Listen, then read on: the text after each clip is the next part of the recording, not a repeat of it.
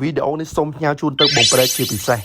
ខ្ញុំឈរនិយាយជាមួយគាត់បងប្អូនហើយខ្ញុំឈរនិយាយជាមួយគាត់ហើយនឹងភរិយារបស់គាត់បងប្អូនមើលកាយវិការខ្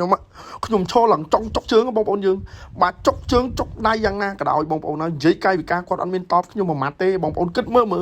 បាទតបឲ្យតបមិនកើតបើនិយាយជាមួយនឹងរូបគាត់ហ្នឹង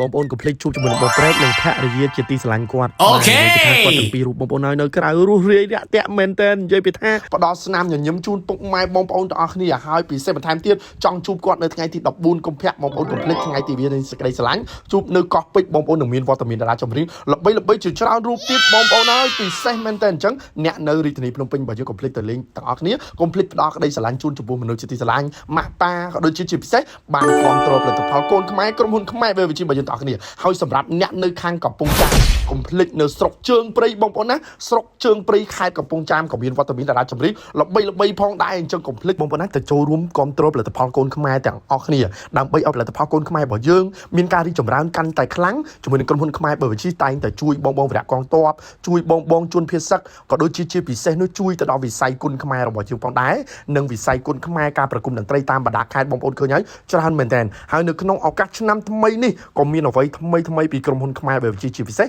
អ្នកដែលរៀបអាពាហ៍ពិពាហ៍ដោយឃើញបងប្រេកស្រាប់ហើយគាត់រៀបអាពាហ៍ពិពាហ៍គាត់ជ្រើសរើសផលិតផលរបស់ក្រុមហ៊ុនខ្មែរវិជារបស់យើងទៅក្នុងកម្មវិធីរៀបអាពាហ៍ពិពាហ៍របស់គាត់ផងដែរនោះអញ្ចឹងកុំភ្លេចទទួលបានជំនួយរង្វាន់ជាច្រើនពីក្រុមហ៊ុនខ្មែរវិជាពីខ្ញុំបាន MC ផងសូមអរគុណសូមគោរពលា